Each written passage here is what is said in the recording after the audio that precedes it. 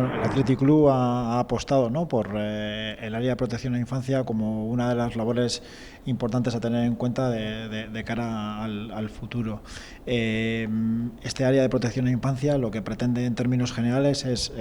trabajar por disponer de espacios seguros para los niños y para las niñas que no solamente están en las categorías inferiores de nuestro club, sino para todos los niños y las niñas con los que tenemos relación en las acciones que desarrollamos como club.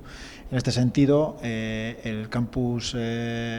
Fundación Athletic Club es la primera acción donde vamos a desarrollar algo práctico. De alguna manera pretendemos que no solamente se exija a los monitores que van a ponerse delante de los niños y las niñas el certificado negativo de delitos sexuales que exige la ley, sino que además tengan una formación obligatoria para, de alguna manera, tener nociones básicas en aquellos elementos de prevención a violencia contra la infancia que en el ámbito del deporte tienen que ser tenidos en cuenta. Niñas, ¿no?, por detrás de la familia y por detrás de los centros educativos, supone un espacio muy relevante para que los niños y las niñas adquieran valores, que se desarrollen íntegramente como personas y que adquieran habilidades para el futuro. Por lo tanto, los clubes y las instituciones deportivas debemos de dar un paso adelante para conseguir que estos espacios sean seguros, que los adultos que trabajan a su alrededor sean protectores y tengan nociones sobre prevención de violencia. Y en este sentido, el programa que ha iniciado el Athletic Club es pionero en el Estado, es pionero entre los clubes de élite,